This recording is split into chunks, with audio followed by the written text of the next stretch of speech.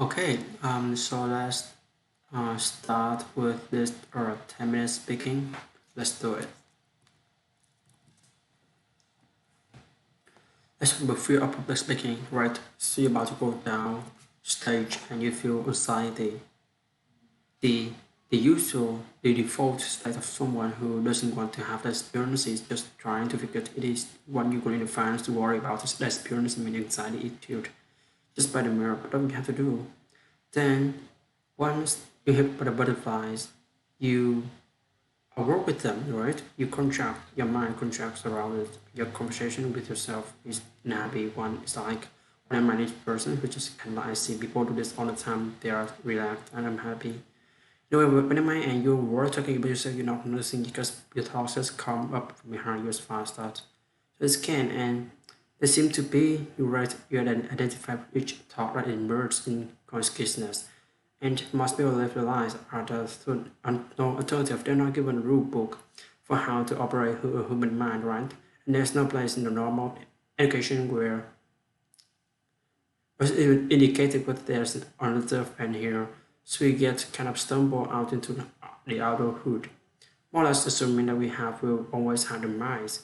We have that really there's no we only thing that we can do to really upgrade our firms is to just add new content, and we now new boost we can develop interest, but there's nothing under the throughout the root level of our emotional and cognitive life that can change.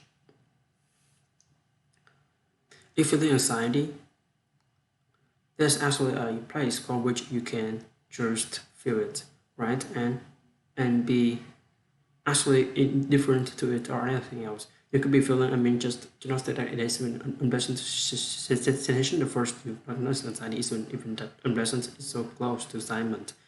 And it's also physiology that really the difference between assignment and anxiety is more or less just the framing. It's just sorry you telling yourself. If you felt these tingles and it's say an adrenaline response right before you're about to go on a roller coaster. It's a part of why you're going on a roller coaster you got experience, but on the fact that you feel that while you're about to have an interview and you're about to walk out on stage, that's intolerable, right? Just drop back and realizing the power of framing is again this is a skill that is fairly interesting one, but many people are learning it so their secret out. Most of what people care about can be thought of as skill.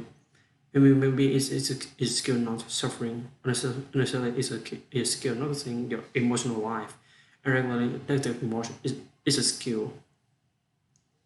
Moving to begin practicing mindfulness, which is just learning to pay close attention to the nature of your experience, adding anything to your experience, you're just noticing what it's like to be you moment to moment, but in a way that is not reactive. You are not grasping as present for pushing, but a listen where you are just that is a story of telling yourself a story you're thinking, and you can either become more mindful of that and interrupt more. You can reframe this continually and tell yourself about the last story, but you can also just engineer. You can change the code you are running moment to moment. This sort of gives a negative imagination where you think of all the bad things that haven't happened to you, right? You're stuck in traffic, driving to a job that you don't like, and you're frustrated. You can think of all the things that could happen to you, right? That haven't. And if any one of them happened to you, you would consider just the prayers answered to you if you could return to this moment. And you could be the guy today is going to find out you for 2 months to live, right? And you have to next 2 months spent just unwinding your worldly affairs, right? You're not that guy, right? It hasn't happened today yet. It's just more thinking, but it can happen a profound effect. You can reframe your experience in a way that doesn't actually change anything.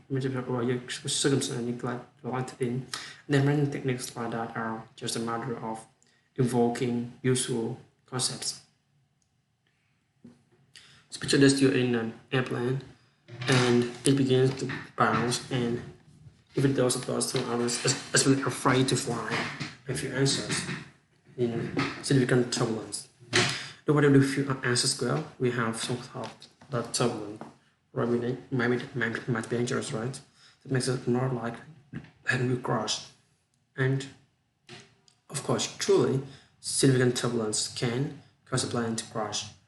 But this is where we know from the statistic of plane crashes is a very, very rare thing. So now, unless you're in that rare and horrible experience of being actually thrown around the cabin so as to get injured, it's very likely that the bouncing is not physically painful. Rather, is you're not being harmed by this sensation, and in other contexts, you will subject yourself to even more violent bouncing and not be worried about whether or not you might go on some ride and an amusement park, which exert greater force on your bodily, and you do it because you're seeking that experience out. In an airplane, it's totally unwelcome to you, but you just take raw observations. They're not your problem. It's already pretended. It's your interpretation of their voice. You have at least two levels that which you can deal with. This first is to think conceptually about the nature of the problem and about what you fear. Is it rational to worry that your plane will crash? Is your present turbulence? No. It actually isn't. It's like the likelihood of dying in a plane crash is minuscule. Over the course of your journey, you should begin to worry as you leave the airport and get in an Uber or taxi or drive or sail home your own car. So if you understand that, if you understand that every moment in the plane is in fact safer than many moments you spend in a crowd, suddenly safer. And when you're walking as a pedestrians fixated on your smartphone and stepping into the crosswalk, that's when you enter into church. Those are the moments where the sweat begin building up on your forehead. So when you're in the plane and it's beginning to bounce, it is in fact unreasonable to worry that bouncing means.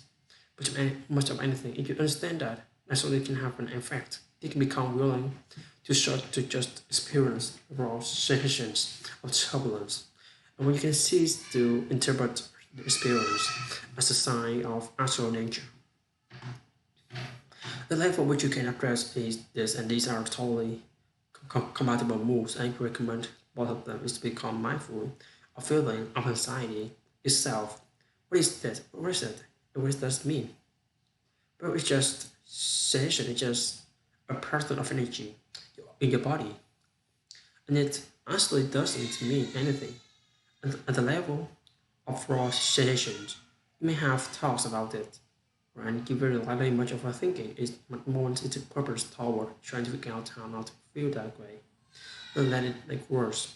But just step out of your thoughts and just become willing to feel the raw sensation of anxiety as I just surrender your systems to it. Just feel it as energy. It can lose its meaning. It can become very difficult to distinguish from what under another framing could be a positive experience like excitement. How do you know the difference between being anxious about something that about you happened and being excited? For the most part, is the thoughts to thinking. New feeling that arousal. There's a cognitive, conceptual overlay on top of this raw feeling. You can constantly reframe the things, or you can step out with all together. Just feel the raw energy of the experience. And when you do that, anxiety can be like any other experience that has no meaning for you as a person. It doesn't say anything about you. So let's say you have a rash on your elbow and it's itching. Okay, that doesn't say anything deep about you. As a person, it has no physical indications. It may be unpleasant, it may be extraordinarily unpleasant, but it doesn't reach into your senses of who you are. The deepest way to respond to anxiety, and again, I'm not saying that there's no case in which drugs are valuable or even necessary, are they really will be, but for anxiety is in its more ordinary range. A deep way to respond to it is to become willing to feel it, to cease to interpret it as important and to function in the midst of it, and then it will pass. Anxiety rises and falls like any other emotion if you're not continually thinking those thoughts that make you anxious. Actually, can't stay around very long. And it's true for the unpleasant emotions like anger and sadness, and they are continually resurrected by our thoughts, and we are spending most of our time thinking without knowing that we're thinking. So mindfulness is particular is a very good antidote in this problem, but you can't apply it as an antidote. You can't be mindful of anxiety so that it will go away.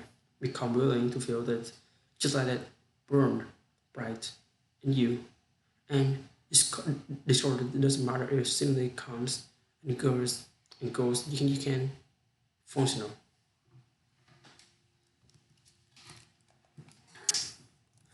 Okay, so that is the end of my speaking for today. Actually, for my 10 minutes speaking. This video is not really fast, but it's not really slow. It's like it's in the normal speed, or I feel familiar with with it with this activity, so I don't feel strange, so I don't feel strange anymore. Or maybe I think that's the second one. But anyway, I'm done now. Okay, so bye guys. See you in the 30 minutes speaking video.